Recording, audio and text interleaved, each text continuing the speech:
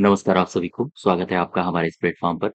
आज की इस वीडियो में हम लोग ग्राम पंचायत अधिकारी यानी वीपीओ की परीक्षा के लिए एक चैप्टर की थ्योरी क्लास हम लोग कर चुके थे और वो चैप्टर था राज्य निर्वाचन आयोग की पंचायत निर्वाचन में भूमिका। इसकी थ्योरी क्लास हम लोग कर चुके थे और कुछ क्वेश्चन्स बचे थे या कुछ टॉपिक्स बचे थे उससे संबंधित और उनको हम लोग इस एमसीक्यू सीरीज़ में कवर कर लेंगे, ठीक है? तो ये इसके 50 क्वेश्चन्स हैं, 50 एमसीक्यूज़ हैं, पूरा वीडियो देखिएगा और साथ ही साथ चैनल को सब्सक्राइब करिए। इसकी अगर आपको पीडीएफ चाहिए तो आप हमारे टेलीग्राम चैनल से भी जुड़ सकते हो। ठीक है? हाँ, तो चलिए शुरू करते हैं। क्वेश्चन नंबर पहला कह रहा है कि राज्य निर्वाचन आयुक्त की सेवा की शर्तों में नियुक्ति के पश्चात अलाभकारी परिवर्तन किसके द्वारा किया जा सकता है? यानी कि अलाभकारी परिवर्तन क्या हो सकता है इसका? अगर हो सकता है, तो फिर किसके द्वारा किया जाएगा? विधानमंडल के द्वारा? नहीं। राज्यपाल के द्वारा भी नहीं किया जा सकता है, मुख्यमंत्री के द्वारा भी नहीं किया जा सकता है। इसका सही उत्तर होगा उपर्युक्त में से कोई नहीं। दरअसल नियुक्ति के बाद परिवर्तन नहीं हो सकता है, ठीक है? उसकी सेवा शर्तों में नियुक्ति के बाद उसमें अलाभकारी परिवर्तन नहीं हो सकता है। आप क्या मुझे बता सकते हो कि उत्तर प्रदेश राज्य निर्वाचन आयोग उत्तर प्रदेश राज्य निर्वाचन आयोग का गठन कब हुआ था? याद रखिएगा, इसका गठन हुआ था 23 अप्रैल 1994 को, 1994 को, ठीक है? याद रहेगा। तो क्वेश्चन एक बार फिर समझ लो। जो राज्य निर्वाचन आयुक्त होता है उस जब वो पद धारण कर लेता है यानी कि नियुक्ति के बाद उसकी सेवा शर्तों में अलाभकारी परिवर्तन नहीं किया जा सकता, ठीक है? हाँ, अब इसमें जरा देखो, जो राज्य निर्वाचन आयोग है उसके बारे में संविधान में क्या कहीं वर्णन है? आप इसमें समझ लेते हैं राज्य निर्वाचन आयोग के बारे में। राज्य निर्वाचन निर्वाचन आयोग, ठीक? जो राज्य निर्वाचन आयोग है इसका उल्लेख कहाँ पर है? यह एक संवैधानिक निकाय है क्योंकि इसका उल्लेख संविधान में है। तो कहाँ पर है? आर्टिकल है 243 का के, ठीक है? 243 का के और इसी में दिया गया है पंचायतों के चुनाव के बारे में प्रावधान। और इसी में एक आर्टिकल है, आर्टिकल 243 का के का 2 सब क्लॉज 2, ठीक? ये क्या कहता है?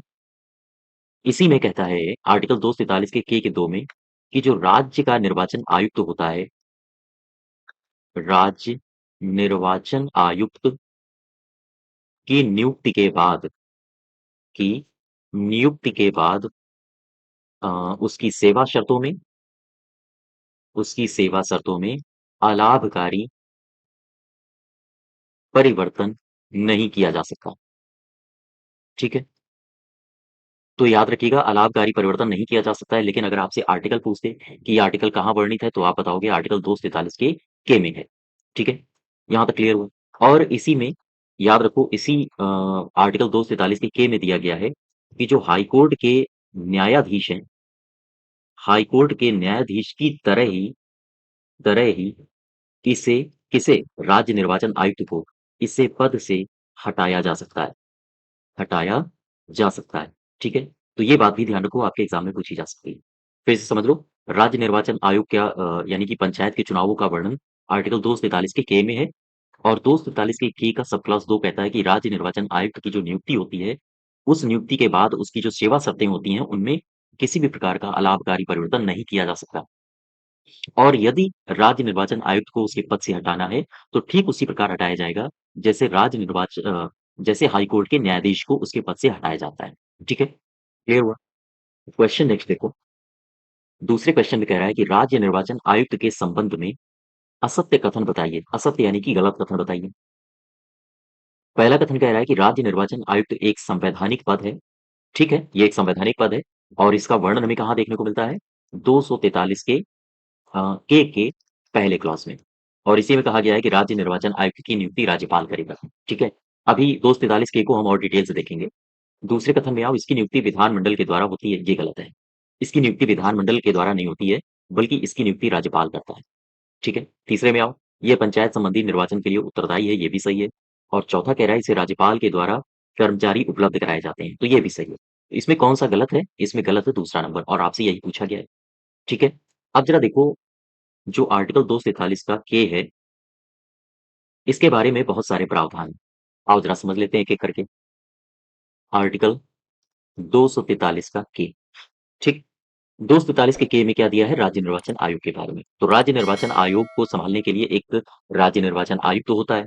तो 243 के का सब क्लॉज 1 क्या कहता है? ये कहता है कि जो राज्य चुनाव आयुक्त होता है, राज्य चुनाव आयुक्त की नियुक्ति नियुक्ति राज्यपाल करेगा। राज्यपाल करेगा, याद रखिएगा। इसी का दूसरा सब क्लॉज क्या कहता है? इसी का दूसरा सब क्लॉज कहता है कि जो राज्य निर्वाचन आयुक्त है, राज्य निर्वाचन आयुक्त की सेवा शर्तें, मैंने अभी आपको बताया था, क्या बताया था?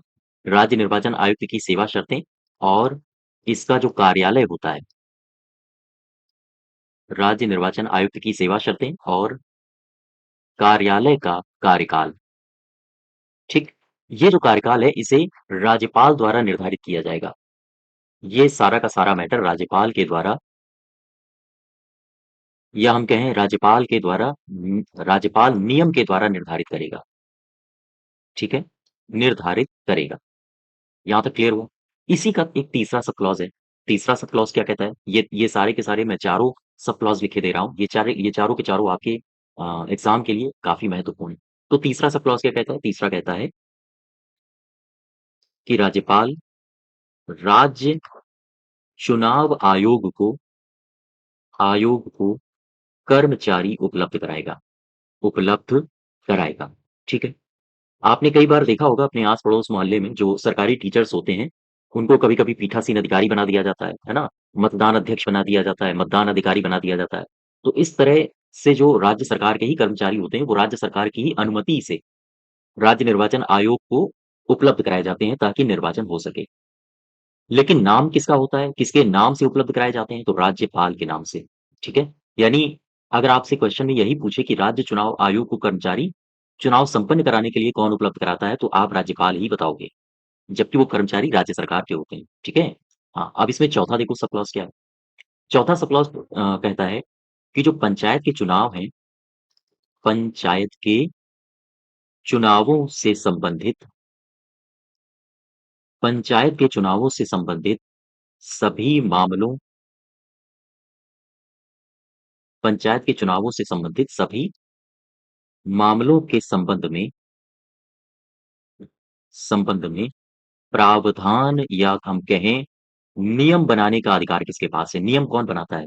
ये बनाता है राज्य का विधानमंडल, ठीक है? राज्य का विधानमंडल। चुनावों से संबंधित जितने भी नियम, कायदे, कानून बनाने हैं, तो कानून हमेशा या तो विधानमंडल में बनेगा या संसद में बनेगा। तो पंचायत विषय है राज्य सूची का, तो फिर इसके संबंध में कानून भी कौन बनाएगा? विधानमंडल, ठीक है? तो ये 4 के चारों आर्टिकल्स आप याद रखो, सब क्लॉज़ेज़ याद रखो। आर्टिकल 243 के का पहला क्लॉज़ क्या कहता है? फिर से रिवीजन करो ज़रा। राज्य चुनाव आयुक्त की नियुक्ति राज्यपाल करता है। राज्य निर्वाचन आयुक्त जब एक बार नियुक्त हो जाता है, तो उसकी सेवा शर्तों, कार्यकाल से संबंधित राज्यपाल निर्धारित करता है उसके बारे में, और इसकी जो सेवा शर्तें हैं, वो किसी भी प्रकार से अ, अलाभकारी नहीं घोषित की जा सकती हैं, जब तक वो अपने पद पर रहेगा। तीसरा क्या है? राज्यपाल चुनाव आयोग को कर्मचारी उपलब्ध कराता है और चुनाव से संपन्न यानी पंचायतों के चुनाव से संबंधित किसी भी प्रकार के नियम अगर बनाने हैं, तो वो बनाएगा राज्य का विधानमंडल। ठीक है यहाँ तक? हाँ, नेक्स्ट देखो।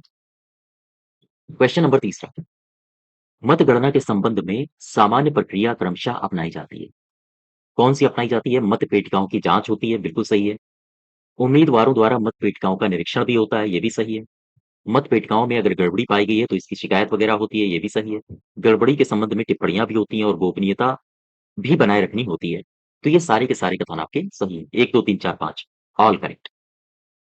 नेक्स्ट देखो, पंचायत चुनाव में निर्देशन पत्रों की छपाई और उनका मूल्य निर्धारण किसका दायित्व है?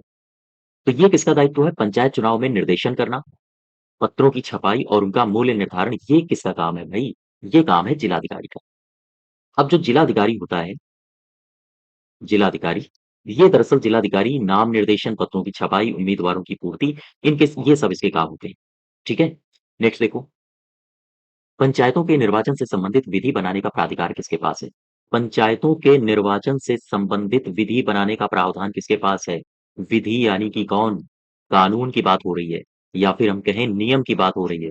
तो मैंने आपको बताया था कि अगर इन सब की बात की जाए और बात की जाए पंचायतों के बारे में, यानी पंचायतों की विधि बनाना, कानून बनाना पंचायतों से संबंधित, निर्वाचन से संबंधित नियम बनाना, तो ये सारे किसके काम होंगे? ये होंगे विधानमंडल के काम, ठीक है? तो आंसर होगा विधानमंडल। आर्टिकल दरअसल एक है 243 का टा, या हम कहें 243 का के। ये 243 का का या के, टा या के का एक सब क्लॉज है 4। फिर से समझो, आर्टिकल 243 का टा या के का एक सब क्लॉज है 4। इसी 4 में मैंने पीछे आपको पूरा लिखाया था। इसी 4 में कहा गया है कि पंचायतों के चुनाव से संबंधित सभी मामलों के संबंध में प्रावधान करने का अधिकार किसके पास है? हाँ, प्रावधान करने का अधिकार है विधानमंडल के पास। यहाँ तक बात समझ पा रहे हो आप?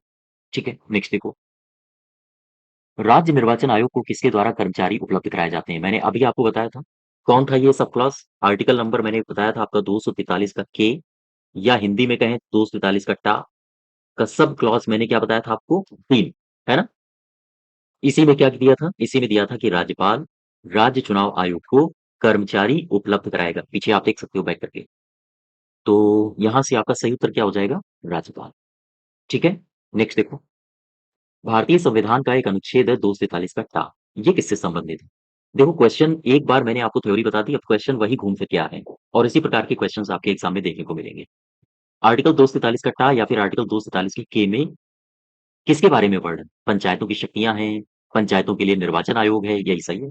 पंचायतों के लिए निर्वाचन आयोग है। अब जरा एक मुझे बात बताओ, पंचायतों की शक्तियां कहाँ पे हैं? क्या पता है आपको? 243 का छा में, यहाँ है पंचायतों की शक्तियां। राज्य वित्त आयोग कहाँ पर है? क्या पता है आपको? राज्य वित्त आयोग है 243 का झा, या 243 का आई। ठीक यहाँ पर है, इतने याद कर लिए होंगे आप तो। निर्वाचन आयोग मैंने आपको बताया ही 243 का टा, या फिर 243 का के। और पंचायतों के लिए लेखा की संपरीक्षा ये कहाँ पर है? क्या बता सकते हो आप? ये है, ये छा है, और ये है 243 के जे में, 243 के जे में। ठीक, जे फॉर जल। और 243 के जे में है पंचायतों के लेखा का अंकेक्षण, या फिर आप कह सकते हो संपरीक्षण। यहाँ तक क्लियर? तो इसका सही उत्तर हो जाएगा हाँ, तीसरा। नेक्स्ट देखो, पंचायत चुनावों में नियुक्त अधिकारियों का सही वरिष्ठतम क्रम, ये क्या है? सही वरिष्ठतम क्रम क्या है? ये आपसे पूछा है। तो अब आप यहाँ पर देखो, वरिष्ठतम क्रम, वरिष्ठतम क्रम देखो, वरिष्ठतम क्रम क्या है इनका? मुख्य निर्वाचन अधिकारी होना चाहिए, मुख्य निर्वाचन अधिकारी सबसे ऊपर। ठीक है, मुख्य निर्वाचन अधिकारी जो इलेक्शन करवाते हैं, मैं उन अधिकारियों की बात कर रहा हूँ, मुख्य निर्वाचन अधिकारी। फिर इसके बाद कौन आता है? निर्वाचन अधिकारी, निर्वाचन अधिकारी। इसी को कहा जाता है रिटर्निंग ऑफिसर, रिटर्निंग ऑफिसर। ठीक है, इसके बाद कौन आता है वरीयता क्रम के अनुसार? इसके बाद आता है सहायक निर्वाचन अधिकारी, सहायक निर्वाचन अधिकारी। ठीक, इसके बाद वरीयता क्रम में कौन आता है सहायक निर्वाचन अधिकारी के बाद? इसी के बाद मैं यहां से लिखे दे रहा हूं। सहायक निर्वाचन अधिकारी के बाद कौन आता है? इसके बाद आता है मतदान अध्यक्ष। ये जो मतदान अध्यक्ष है, इसे ही कहा जाता है पीठासीन अधिकारी, पीठासीन अधिकारी। और इसके बाद वरीयता क्रम में कौन आता है? इसके बाद वरीयता क्रम में आता है, ये मतदान अधिकारी था, सॉरी मतदान अध्यक्ष था। अब आएगा मतदान अधिकारी, मतदान अधिकारी। बात समझ पा रहे हो? मतदान अधिकारी को कहा जाता है पोलिंग ऑफिसर, पोलिंग ऑफिसर। ठीक है, और इसके बाद कौन आता है? इसके बाद मतदान अधिकारी के बाद आता है निर्वाचन अभिकर्ता आते हैं, वगैरह वगैरह। ये उम्मीदवार के दरअसल आदमी होते हैं। निर्वाचन अभिकर्ता हो गए, मतदान अभिकर्ता हो गए, तो इनके बारे में हम लोग आगे क्वेश्चन आएंगे, उनके बारे में पढ़ेंगे। ठीक है, तो ये अधिकारी होते हैं। आओ जरा वापस आओ क्वेश्चन में, क्वेश्चन में आप वापस आइए। पंचायत चुनावों में नियुक्त अधिकारियों का सही वरिष्ठतम क्रम क्या है? ये पूछ रहा है। तो सबसे पहले निर्वाचन अधिकारी होगा, फिर सहायक निर्वाचन अधिकारी होगा, फिर पीठासीन अधिकारी होगा, और फिर ये यही मतदान अध्यक्ष होता है, और फिर होगा मतदान अधिकारी। यानी कि यही सही है हमारा पहला वाला। ठीक है, हाँ, नेक्स्ट देखो, क्वेश्चन नंबर 9। क्वेश्चन नंबर 9 कह रहा है कि मतदाता सूची का रख रखाव और संरक्षण किसके प्राधिकार में होता है? किसके प्राधिकार में होता है ये संरक्षण? दरअसल मतदाता सूची की एक प्रति जो निर्वाचन पंजीयन अधिकारी होता है, ये निर्वाचन पंजीयन अधिकारी के द्वारा प्रमाणित करके अपने कार्यालय में ये रखता है, ठीक है? तो मतदाता सूची का रख-रखाव और संरक्षण किसके द्वारा होता है? तो आप याद रखोगे निर्वाचन पंजीयन अधिकारी के द्वारा। नेक्स्ट देखो, क्वेश्चन नंबर 10वां। 10वें में कह रहा है पंचायतों के सामान्य निर्वाचन की तिथियों का निर्धारण किसके द्वारा किया जाता है? पंचायतों के सामान्य निर्वाचन की तिथियों का निर्धारण किसके द्वारा किया जाता है? आपसे ये पूछ रहा है। तो तिथियों का निर्वाचन कौन करता है? ये करता है राज्य निर्वाचन आयोग, ठीक है? राज्य निर्वाचन आयोग करता है। अब ऐसी स्थिति में जरा एक बात समझो, राज्य निर्वाचन आयोग के और क्या-क्या काम होते हैं? आओ जरा इनको समझ लेते हैं। राज्य निर्वाचन आयोग के कार्य, राज्य निर्वाचन आयोग के कार्य, क्या-क्या कार्य हैं? तो सबसे पहले आप याद रखिएगा, नामांकन के लिए नामांकन के लिए उपयुक्त तिथियों की घोषणा करता है ये। नामांकन के लिए ये जो राज्य निर्वाचन आयुक्त है, ये उपयुक्त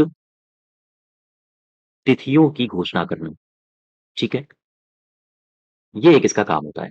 दूसरा काम इसका क्या है? दूसरा काम है कि जो वैध उम्मीदवार हैं,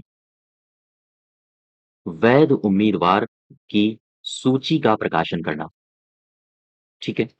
प्रकाशन करना, वैध उम्मीदवारों की सूची का प्रकाशन करना, एक ये भी इसका काम है। और इसका क्या काम है? मतदान का समय मतदान का समय, वोटों की गिनती और परिणामों की घोषणा करना, ठीक है? अपने-अपने ये आदमी नियुक्त कर देता है, तो उनके माध्यम से ये परिणामों की घोषणा करवाता है। और राज्य निर्वाचन आयोग का क्या काम है? निर्वाचित उम्मीदवारों की निर्वाचित उम्मीदवारों की एक सूची बनाता है और सूची को महामहिम को सौंपता है। सूची को किसको देता है? सूची को देता है महा मैं क्या लिख रहा हूँ? महिम को, ठीक है? सूची को महामहिम को सौंपता है। तो ये सारे कार्य होते हैं राज्य निर्वाचन आयोग के, ठीक है? जो कि राज्यपाल के द्वारा कर्मचारियों की नियुक्ति होती है, यानी हम कह सकते हैं कि राज्यपाल के द्वारा इस आयोग को कर्मचारी उपलब्ध कराए जाते हैं और फिर उन कर्मचारियों के माध्यम से राज्य निर्वाचन आयोग ये सारे के सारे कार्य करवाता है, ठीक है? हाँ, नेक्स्ट देखो, ग्राम सभा की कितनी कार्यकारिणी संस्थाएँ हैं? ग्राम सभा की कितनी कार्यकारिणी संस्थाएँ हैं? आओ ज़रा समझते हैं। दरअसल ग्राम सभा की एक है कार्यकारिणी संस्था या फिर 2 हैं। और इसको एक फ्रेश पेज से समझ लेते हैं, ठीक? ग्राम सभा की कार्यकारिणी संस्थाएँ। एक बात समझो, एक अधिनियम आया 1947 एक अधिनियम आया 1947 1947 का। 1947 का जब अधिनियम आया था तो इसमें 2 संस्थाओं का ज़िक्र किया गया था। कौन-कौन सी संस्थाएँ? मैंने इस चैप्टर को बहुत डिटेल से आपको कवर करवाया है। आप हमारी प्लेलिस्ट में जाके देख सकते हो। ठीक है? ये संस्थाएँ कैसे बनी? कौन इसका अध्यक्ष होता है? तो ये संस्थाएँ आई 1947 में। इसको कहा जाता है गाँव सभा और एक को कहा गया गाँव पंचायत। ठीक? आगे चल के ये गाँव ग्राम ज बन जाएगा। ये जो गाँव सभा है, इस गाँव सभा की एक ये जो गाँव पंचायत है, ये इसकी कार्यकारिणी समिति होती है। यानी अगर आपसे पूछा जाए गाँव सभा की कार्यकारिणी समिति किसे बनाया गया था? तो आंसर होगा गाँव पंचायत को, ठीक? इसके बाद एक अधिनियम और आया 1950 1950 इसे कहा गया कि जमींदारी विनाश उन्मूलन अधिनियम, आपने शायद पढ़ा हो, नहीं पढ़ा है तो आप हमारी प्लेलिस्ट में जाके देख सकते हो। इस अधिनियम ये जब आया तो इसमें भी 2 समितियाँ बनाई गईं। ये कौन-कौन सी समितियाँ थीं? इनमें से एक समिति थी गाँव समाज और एक समिति थी, इसका नाम है भूमि प्रबंधक समिति। गाँव समाज और भूमि प्रबंधक समिति। ये जो भूमि प्रबंधक समिति है, ये गाँव समाज की कार्यकारिणी समिति थी। कार्यकारिणी समिति थी। अब ज़रा एक बात समझो, वक़्त बदला, हालात बदले। गाँव में ये जो गाँव समाज था, इसे समाप्त कर दिया गया। समय जैसे ही आगे बढ़ा, ये कब समाप्त किया गया है, मैंने आपको वीडियो में समझाया है डिटेल में। आप वहाँ जाके देख सकते हो। तो गाँव समाज को समाप्त कर दिया गया। बचा क्या? बचा ये ग्राम सभा बची और ग्राम सभा के अलावा 2 संस्थाएँ और बची। कौन-कौन सी? एक तो ये बची गांव पंचायत, ग्राम पंचायत और एक संस्था बची, इसको कहा गया भूमि प्रबंधक समिति। ये 2 संस्थाएँ बची और ग्राम सभा की यही 2 संस्थाएँ कहलाती हैं ग्राम सभा की कार्यकारिणी समिति, कार्यकारिणी समिति। तो आप अगर वर्तमान में देखोगे ना, तो वर्तमान में ग्राम सभा की 2 कार्यकारिणी समितियाँ हैं। पहली गाँव पंचायत है और दूसरी है भूमि प्रबंधक समिति। बात समझ पा रहे हो यहाँ तक? हाँ, तो ज़रा वापस अपने क्वेश्चन में आओ। क्या कह रहा है? ग्राम सभा की कितनी कार्यकारिणी संस्थाएँ हैं? 2। कौन-कौन सी हैं? ग्राम सभा की कार्यकारिणी संस्थाएँ, एक तो है ग्राम पंचायत, ठीक? और दूसरी कौन है? दूसरी है भूमि प्रबंधक समिति। ये क्या है? ये दोनों के दोनों हैं ग्राम सभा की कार्यकारिणी समितियाँ। बात समझ पा रहे हो? हाँ, तो याद रखिएगा ये। नेक्स्ट देखो, क्वेश्चन नंबर 12, ग्राम सभा के संबंध में गलत कथन की पहचान करो। तो ग्राम सभा के संबंध में गलत कौन है? ग्राम सभा की किसी बैठक के लिए जो गणपूर्ति होती है, वो सदस्यों की संख्या की 1/10 होती है, ये गलत है, बिल्कुल गलत है। ग्राम सभा की प्रतिवर्ष 2 सामान्य बैठकें होती हैं, बिल्कुल सही है। रबी की फसल के टाइम और खरीफ की फसल के टाइम, मैंने आपको बताया था। 1947 का अधिनियम मैंने भी आपको पढ़ाया है, ठीक है? ग्राम सभा की 2 कार्यकारिणी संस्थाएँ होती हैं, मैंने ये भी अभी आपको बताया था, ग्राम पंचायत और भूमि प्रबंधक समिति, ठीक है? और इसके सदस्यों में गाँव के सभी वयस्क पंजीकृत व्यक्ति होते हैं, ये भी सही है। तो इसमें कह रहा है गलत क्या है? तो गलत यही है, 1/10 कोरम नहीं होता है। कोरम कितना होता है? आओ ज़रा समझ लेते हैं इसको भी। देखो, यहाँ आपको अ, गाँव सभा से संबंधित एक अध्याय मैंने पढ़ाया था। कौन-सा अध्याय है? अध्याय है 3। 3 अध्याय, इसका टाइटल क्या है? इसका टाइटल है ग्राम सभा की बैठकें और कृत्य। ये इसका टाइटल, ठीक? इसी अध्याय 3 में एक धारा है 11 का 2। क्या कहती है धारा 11 का 2? चलो एक एक काम करते हैं, मैं धारा 11 के 1 से ही ले लेता हूँ, ठीक है? हाँ, धारा 11 का 1 ये क्या कहती है? ये कहती है कि प्रतिवर्ष 2 सामान्य बैठकें होनी चाहिए। प्रतिवर्ष 2 सामान्य बैठकें होनी चाहिए। इसके बाद ये जो मैं धाराएँ लिख रहा हूँ, बार-बार रिवाइज़ करवाता हूँ आपको, ये बार-बार आप रिवाइज़ किया करो, ठीक है? हाँ, ताकि ये ज़्यादा से ज़्यादा आपको याद रहें और इस इनमें से कोई भी अगर एक धारा आपको ग्राम पंचायत अधिकारी के लिए पूछ ली गई, तो आप उसको सही तरीके से कर पाएँ। इसके बाद धारा 11 के 2 में देखो क्या है? धारा 11 के 2 में, क्या है 2 में? 2 में दिया गया है ग्राम सभा की जो बैठक होती है, ग्राम सभा की जो बैठक होती है, इस बैठक के लिए कम से कम कितने मेंबर्स का होना अनिवार्य है? यानी कि यहाँ पर दिया है गढ़ पूर्ति के बारे में, ठीक है? गढ़ पूर्ति के बारे में। तो आपसे अगर पूछा जाए ग्राम सभा में गढ़ पूर्ति यानी किस धारा में गढ़ पूर्ति के बारे में उल्लेख है? तो आप बताओगे धारा 11 के 2 में। गणपूर्ति कितनी होनी चाहिए ग्राम सभा की बैठक के लिए? टोटल सदस्य संख्या का 1/5 भाग। क्लियर है बात? टोटल सदस्य संख्या का 1/5 भाग। अब जरा एक बात समझो। एक मैं धारा और लिख रहा हूँ। धारा 11 का 3 क्या है इसमें? इसमें है ग्राम सभा की स्थापना। ग्राम सभा की स्थापना। और एक मैं आपको रिवाइज करवा रहा हूँ संविधान से। एक मैं संविधान से आपको रिवाइज करवाना चाहता हूँ एक धारा, या वहां पर आप आर्टिकल कह सकते हो। आर्टिकल है 243 का ए असेंबली, यहाँ पर ग्राम सभा के बारे में वर्णन किया गया, ठीक है? और एक धारा और 1947 से याद रखोगे आप, धारा 2 का 6, यहाँ पर क्या है? यहाँ पर है ग्राम सभा की परिभाषा। तो मैंने ग्राम सभा से संबंधित जितनी भी धाराएँ थी, अब आपको आपके सामने लिख दी हैं, जो आपके एग्ज़ाम में पूछी जा सकती हैं। सबसे पहले ग्राम सभा के बारे में कहाँ वर्णन है, किस अध्याय में है? ग्राम सभा की बैठकें और कृत्य, अध्याय 3। कौन-सी धारा है? धारा 11 के 1 में क्या है? 2 सामान्य बैठकें होनी चाहिए यानी बैठकों के बारे में। कौन-सी धारा है? धारा है 11 का 1। कोरम के बारे में कौन-सी धारा है? ग्राम सभा का कोरम 11 का 2। ग्राम सभा की स्थापना से संबंधित धारा 11 का 3। और संविधान में कहाँ पर है ग्राम सभा का वर्णन? आर्टिकल 243 का 1। ग्राम सभा की परिभाषा कहाँ पे है? धारा 2 के 6 में। ठीक है? ये सारी की सारी बातें आप एक जगह नोट करो और इनका रिवीजन करो। ठीक है? हाँ, तो ये इसका जो 12 का सही उत्तर हो जाएगा, वो हो जाएगा हमारा पहला। नेक्स्ट देखो, निम्नलिखित में से कौन सही सुमेलित है?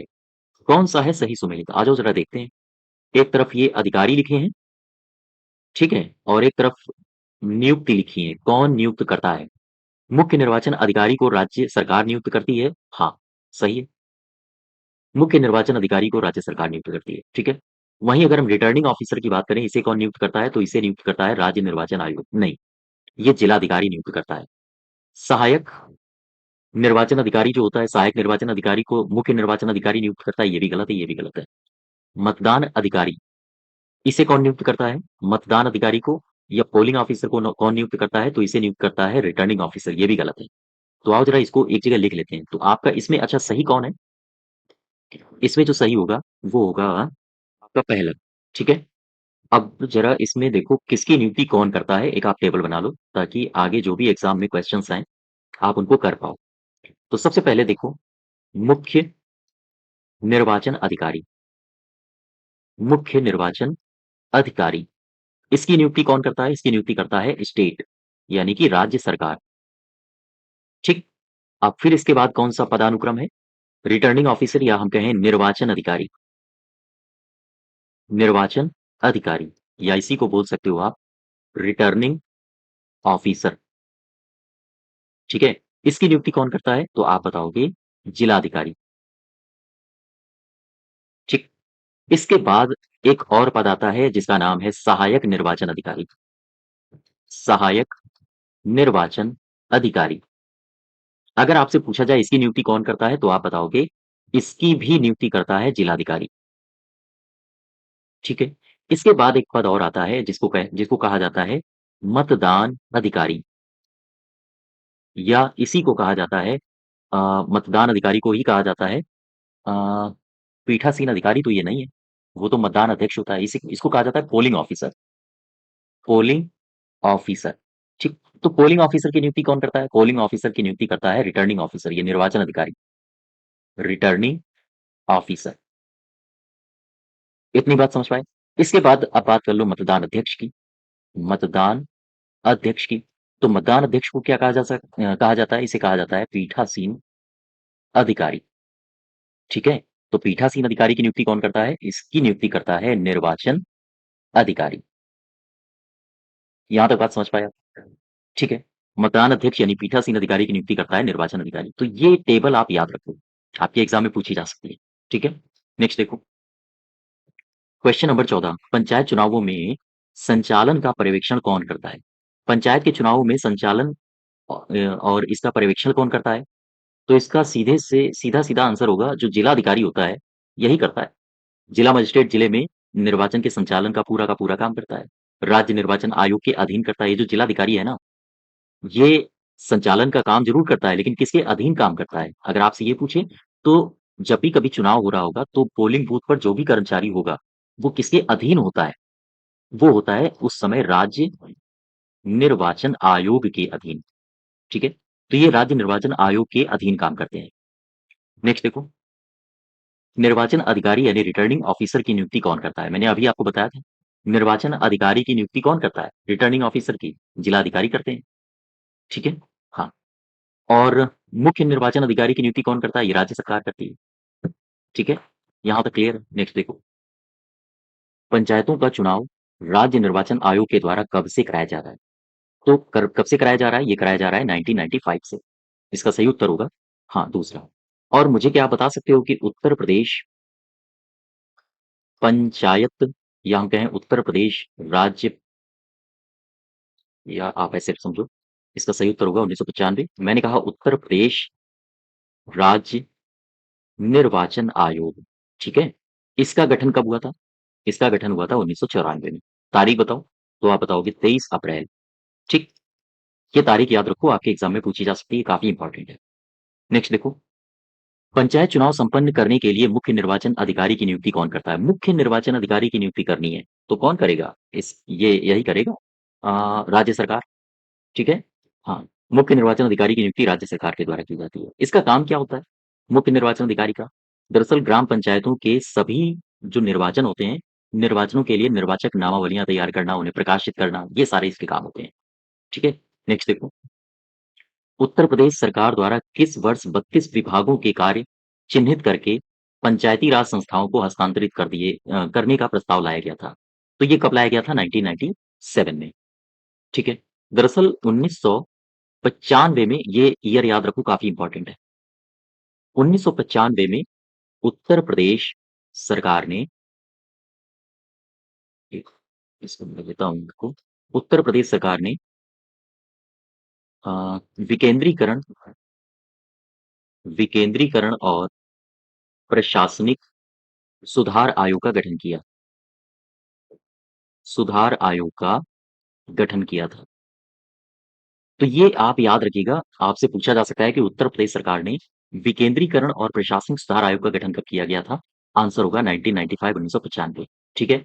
और इसके बाद 32 विभागों के कार्य को चिन्हित करके इन कार्यों को पंचायती राज संस्थाओं को सौंपने का कार्य भी किया था।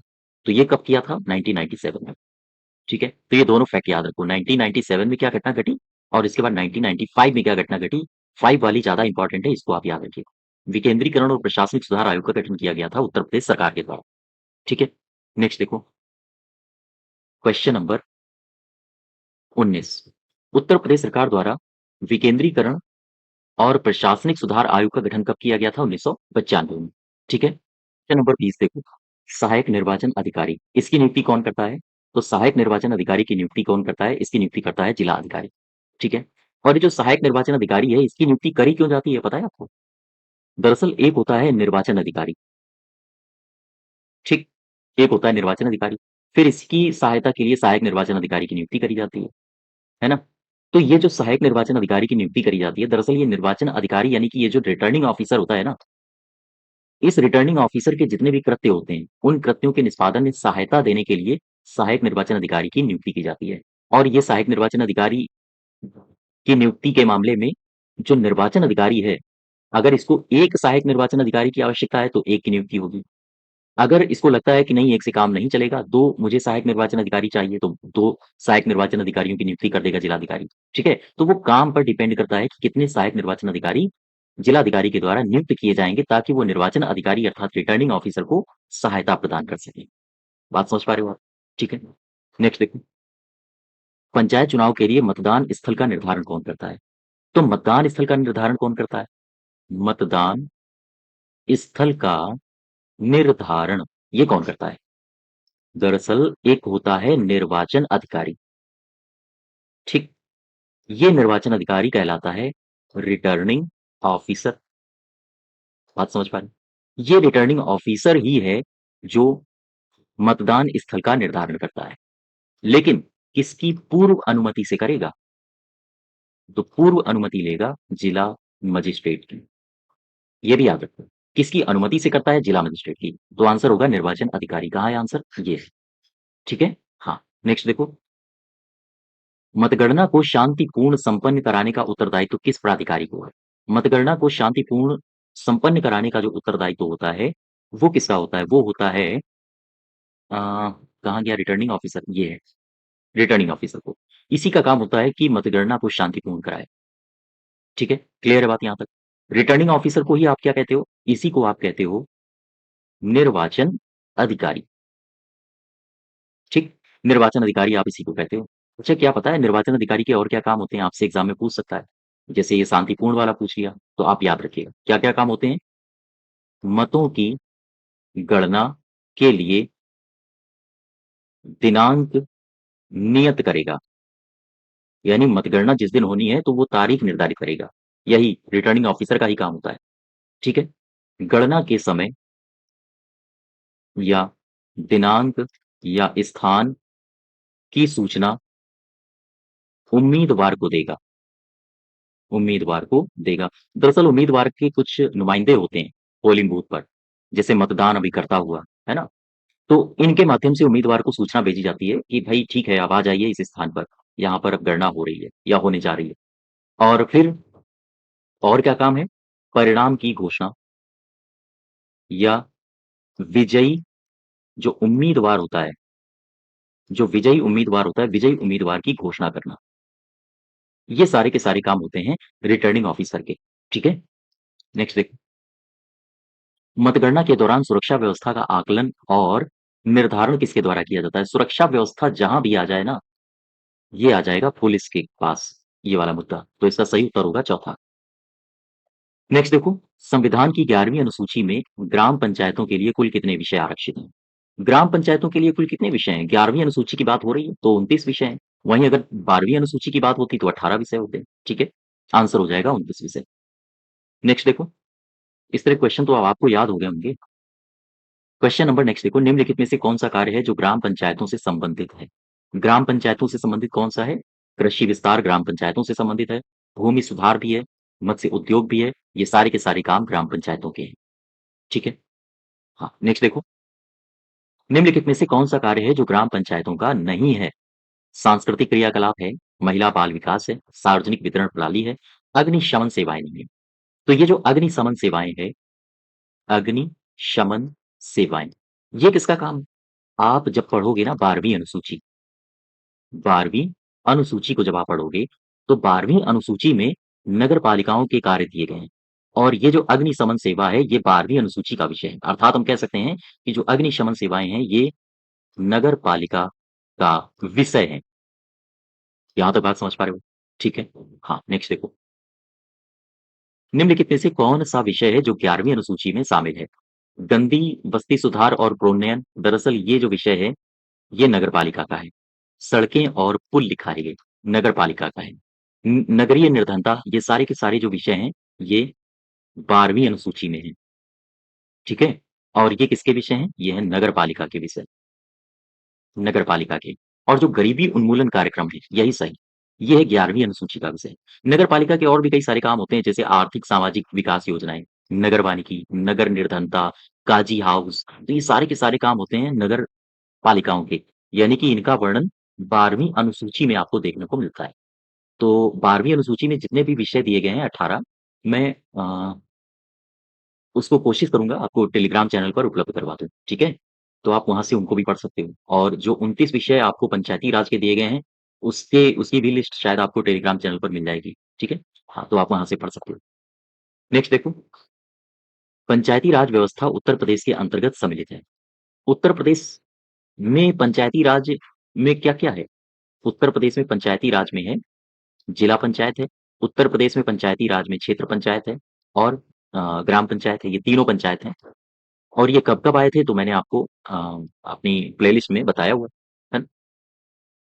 पंचायत चुनावों से संबंधित प्रतीकों की सूची संबंधी अधिसूचना कौन जारी करता है? तो प्रतीकों से संबंधित सूची की अधिसूचना कौन जारी करता है? ये कौन करता है? ये करता है राज्य निर्वाचन आयोग। आंसर होगा चौथा। दरअसल जो उम्मीदवार होते हैं, ये सपोज़ करो एक उम्मीदवार है, ठीक है? और ये इस क्षेत्र में खड़ा हुआ, ये मान लो है गाँव कोई, ठीक? इस गाँव में ये उम्मीदवार खड़ा हुआ। अब ये पब्लिक है, ये पब्लिक इसे चुनेगी। ये है पोलिंग बूथ।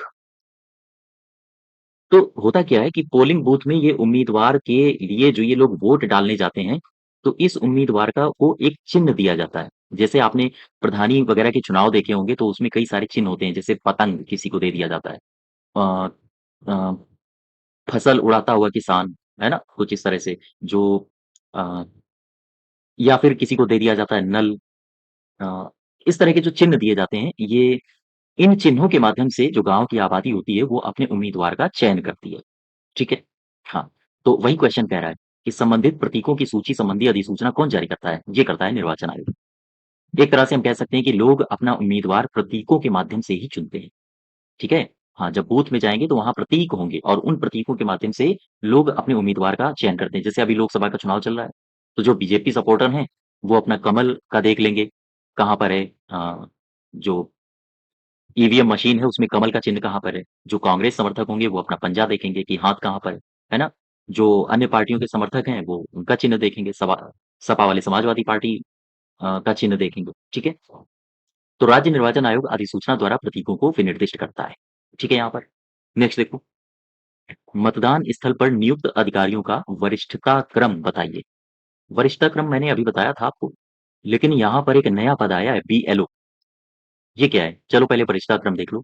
सबसे पहले पीठासीन अधिकारी होगा, फिर मतदान अधिकारी होगा, फिर होगा बीएलओ। पीठासीन अधिकारी मैंने आपको बताया था कौन होता है। मतदान अधिकारी भी मैंने आपको बताया था कौन होता है, इसकी नियुक्ति कौन करता है। अब एक नया शब्द आया है बीएलओ। आओ जरा समझते हैं इसको। देखो, BLO, ठीक है? BLO, ये क्या है? BLO, BLO का मतलब होता है booth level officer, booth level officer, ठीक? या हम कहें बूथ स्तर ऑफिसर, हिंदी में कह दिया लोग, ठीक है? ऑफिसर, ये हो गया हिंदी में बूथ स्तर का अधिकारी। ये क्या है, इसका वर्णन कहाँ पर है और इसका काम क्या होता है? आओ ज़रा समझ लेते हैं इसके बारे में। दरअसल एक अधिनियम है जिसका नाम है जनप्रतिनिधि अधिनियम, 1950 में बना था ये। और इस अधिनियम की एक धारा है 13 का बी का दूसरा। इसी धारा में BLO यानी ब्लॉक लेवल ऑफिसर की नियुक्ति, इसी धारा में कहा गया है ब्लॉक लेवल ऑफिसर की नियुक्ति राज्य सरकार के द्वारा की जाती है, लेकिन राज्य सरकार के अधिकारियों में ही नियुक्ति राज्य सरकार के अधिकारियों में की जाती है, ठीक? राज्य सरकार के जो अधिकारी होते हैं, उन्हीं अधिकारियों में से एक BLO की नियुक्ति कर दी जाती है। यहाँ तक क्लियर हुआ? और ये जो BLO की परंपरा है, अगस्त 2006 से जो निर्वाचन आयोग है, निर्वाचन आयोग ने BLO की नियुक्ति की अवधारणा शुरू की, ठीक है? 2006 से ही BLO की नियुक्ति की अवधारणा इसने शुरू की थी। दरअसल ये जो बूथ लेवल ऑफिसर होता है, ये गाँव से बहुत टच में होता है। जो गाँव में निर्वाचक नामावली में किसी के नाम को ऐड करना हो या किसी को हटाना हो, तो ये गाँव के लोगों से बहुत संपर्क में रहता है। तो इसको ग्राउंड लेवल का अधिकारी भी हम मान सकते हैं। तो इसी के माध्यम से बहुत सारे काम निर्वाचन आयोग के द्वारा संपन्न कराए जाते हैं, ठीक है? तो बूथ स्तर का अधिकारी इसे कहा जाता है। इसका वर्णन किस धारा में है? धारा 13 का बी का 2 में। और ये कहाँ पर वर्णित है? ये है जनप्रतिनिधि अधिनियम 1950 में वर्णित, ठीक है? हाँ, और निर्वाचन आयोग ने इसकी जो परंपरा है या इसकी अवधारणा है, वो 2006 में शुरू की थी, ठीक है? हाँ, नेक्स्ट देखो, क्वेश्चन नंबर 31, राज्य निर्वाचन आयोग के कार्यों में शामिल है क्या? राज्य निर्वाचन आयोग के कार्यों में क्या शामिल है?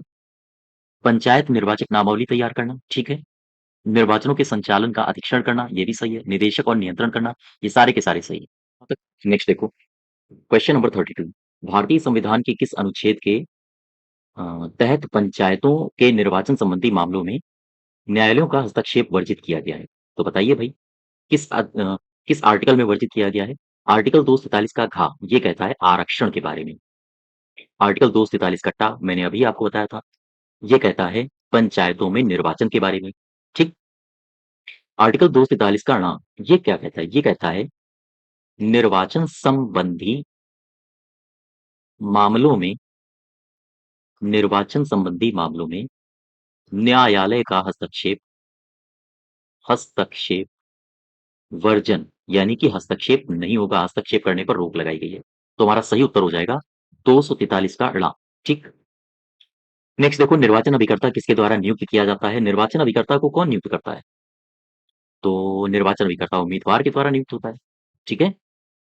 दरअसल आप निर्वाचन अभिकर्ता की नियुक्ति क्यों करते हो? जैसे सपोज करो ये एक उम्मीदवार है, उम्मीदवार। अब हुआ क्या, ये एक गाँव है, ठीक? गौर करना, या हम कहें ये कई सारे गाँव हैं। मान लो ग्राम पंचायत कोई बनानी है, उसमें कई सारे गाँव आते हैं। एक ये, ठीक है? अब हुआ क्या, जो उम्मीदवार है ये अकेला बंदा है। पोलिंग बूथ सपोज करो एक से ज़्यादा है, तो उम्मीदवार एक पोलिंग बूथ ये है, ठीक है?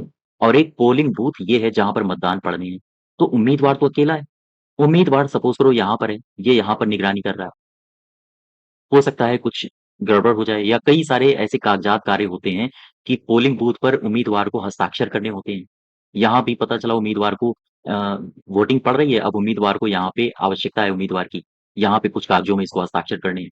तो उम्मीदवार करता क्या है कि अपना एक निर्वाचन अभिकर्ता नियुक्त कर देता है। तो उम्मीदवार सपोज़ करो इस पोलिंग बूथ नंबर 1 पर है, ये पोलिंग बूथ नंबर 2, उम्मीदवार इस पर बना रहेगा और अपने ही द्वारा एक व्यक्ति को नियुक्त कर देगा जो निर्वाचन अभिकर्ता कहलाएगा।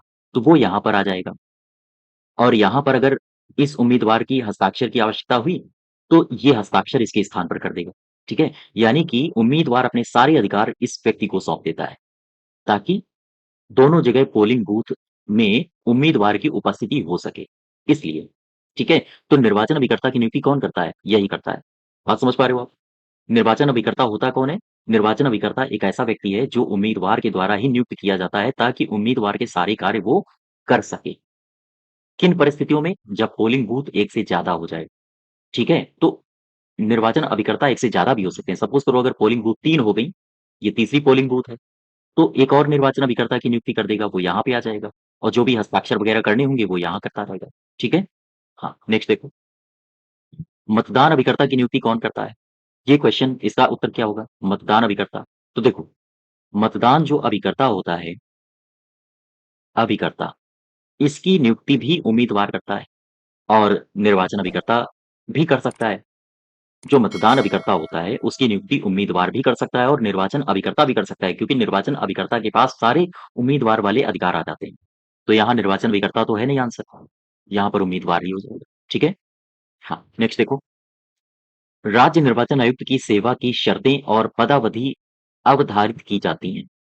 राज्य निर्वाचन आयुक्त की सेवा की शर्तें और पदावधि किसके द्वारा निर्धारित की जाती हैं? ये पूछ रहा है आपसे। तो किसके द्वारा निर्धारित की जाती हैं? ये राज्यपाल करता है, राज्यपाल के द्वारा। मैंने आपको बताया था, आर्टिकल एक मैंने आपको बताया था 243 का टा का दूसरा। क्या कहा था इसमें? कि जो राज्य चुनाव आयुक्त है, उसकी सेवा शर्तें और कार्यालय का कार्यकाल, ये सारा का सारा किसका काम होता है निर्धारित करना? राज्यपाल का। ठीक है? नेक्स्ट देखो, पंचायत चुनाव के दौरान पीठासीन अधिकारी की नियुक्ति किसके द्वारा की जाती है? पीठासीन अधिकारी की नियुक्ति करनी है। पीठासीन अधिकारी आप कह लो या आप कह लो मतदान अध्यक्ष। तो अगर आपसे पूछे मतदान अध्यक्ष की नियुक्ति कौन करता है? वही बात होगी।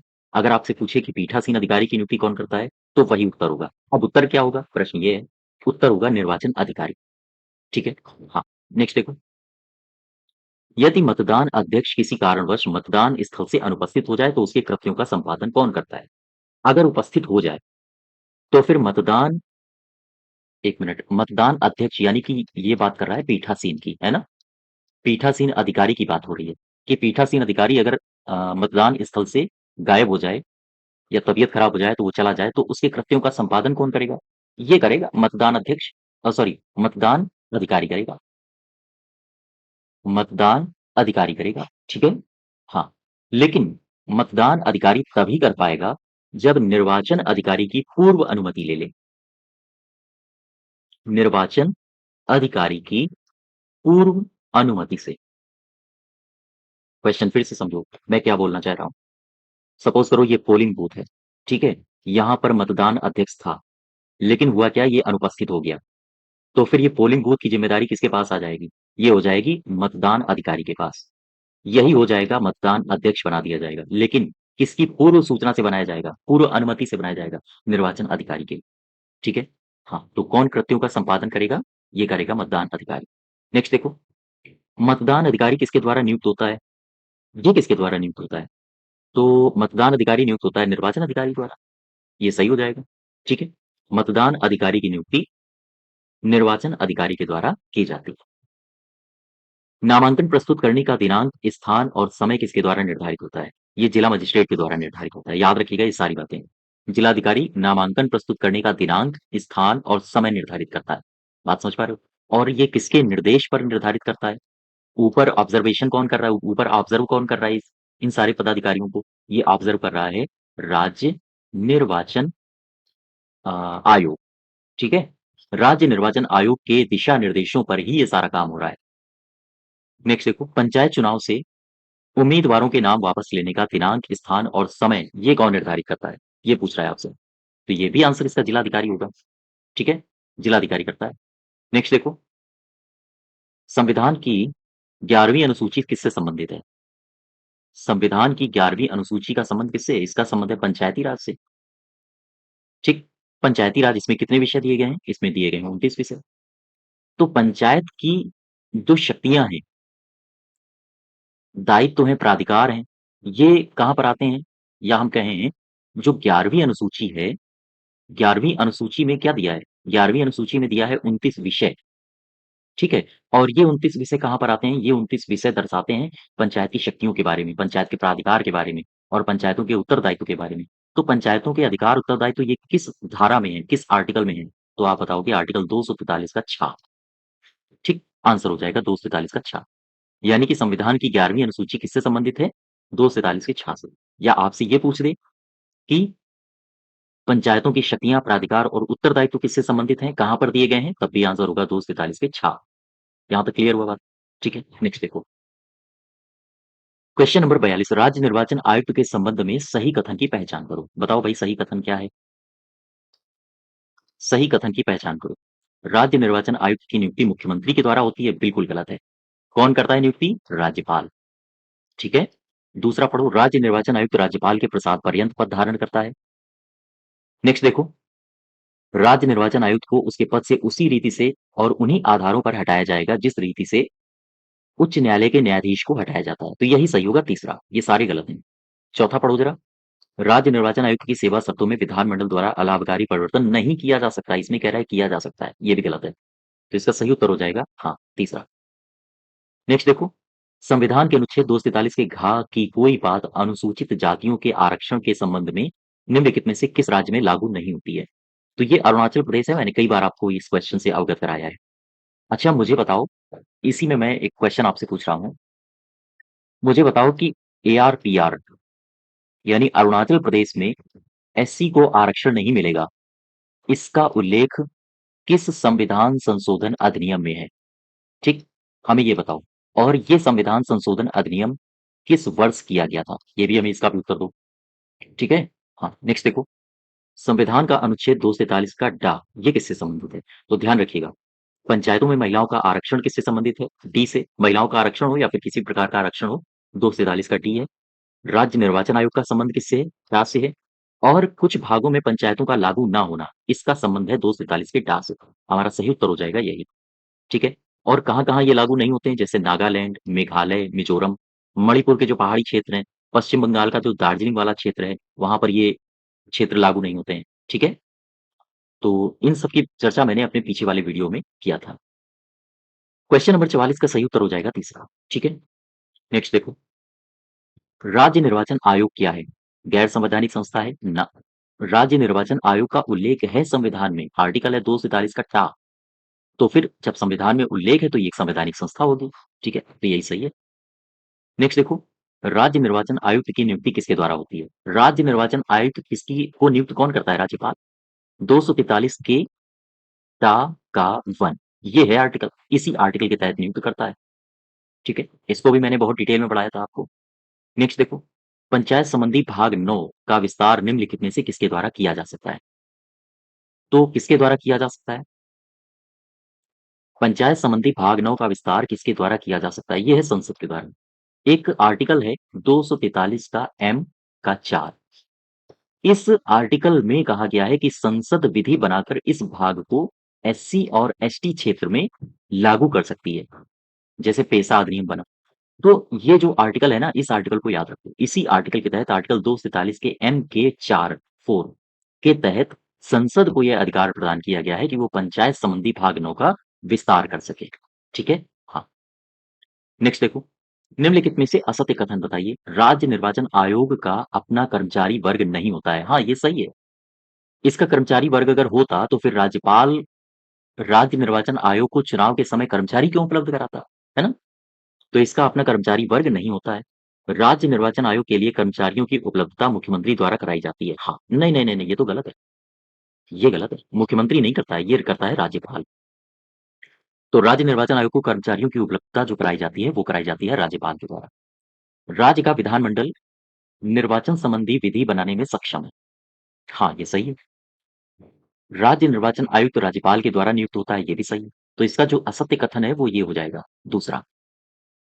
नेक्स्ट देखो, अच्छा मुझे इस क्वेश्चन में बताओ कि ये जो राज्यपाल उपलब्ध कराता है कर्मचारी, ये किस आर्टिकल के तहत कराता है? मैंने बताया था, रिवीजन करो जरा। 243 का टा का तीसरा। ठीक है, ये आर्टिकल्स भी याद रखने हैं आपको, यहाँ से क्वेश्चंस पूछे जा सकते हैं आपके एग्जाम में। नेक्स्ट देखो, मतदान स्थल में प्रवेश को कौन सुनिश्चित करता है? तो कौन करता है? ये करता है मतदान अध्यक्ष, या आप इसी को कह सकते हो पीठासीन अधिकारी। ठीक है, और इसकी नियुक्ति कौन करता है? नियुक्ति करता है निर्वाचन अधिकारी। ये भी रिवीजन करा करो तुरंत। पीठासीन अधिकारी की नियुक्ति कौन कर रहा है? निर्वाचन अधिकारी। और मतदान स्थल पर प्रवेश के लिए सुनिश्चित कौन करता है? मतदान अधिकारी या फिर पीठासीन अधिकारी। ठीक है। नेक्स्ट देखो, निम्नलिखित में से असत्य कथन को पहचानिए। मतगणना और परिणाम की घोषणा का कार्य निर्वाचन प्रक्रिया का अंतिम स्तर होता है। हाँ, ठीक है। राज्य निर्वाचन आयोग की अधिसूचना के क्रम में निर्वाचन अधिकारी मतगणना की तिथि जारी करता है। निर्वाचन अधिकारी का काम होता है कि वो मतगणना की तिथि जारी करे। हाँ, ठीक है। मतगणना की तिथि किसी भी स्थिति में परिवर्तित नहीं की जा सकती। नहीं, ये गलत है। परिवर्तित हो सकती है। कैसे? आओ जरा समझते हैं। सपोज करो यहाँ पर मतगणना होनी है। ये कोई कमरा है, ये बैठा है निर्वाचन अधिकारी। ठीक। अब निर्वाचन अधिकारी के पास जो मत पेटियां थी, मत पेटी, ये नहीं आई। किसी कारणवश विलंब हो गई, निश्चित समय पर नहीं आ पाई। तो फिर ऐसी स्थिति में मतगणना की तिथि परिवर्तित कर दी जाएगी। तो ये गलत लिखा है। सामान्यतया मतगणना का कार्य विकासखंड मुख्यालय परिसर में संपादित किया जाता है। ये भी सही है। तो इसका जो सही उत्तर होगा वो हो जाएगा तीसरा। ठीक है, असत्य कथन। तो ये हमारा ग्राम पंचायत अधिकारी के लिए राज्य निर्वाचन आयोग की पंचायत के निर्वाचन में भूमिका से संबंधित 50 क्वेश्चन थे। इसकी अगर आपको पीडीएफ चाहिए तो आप हमारे टेलीग्राम चैनल से जुड़ सकते हो। साथ ही साथ चैनल सब्सक्राइब करिए, वीडियो को शेयर करिए ज़्यादा से ज़्यादा। ठीक है? हाँ, तो आज यहीं तक रखते हैं। धन्यवाद।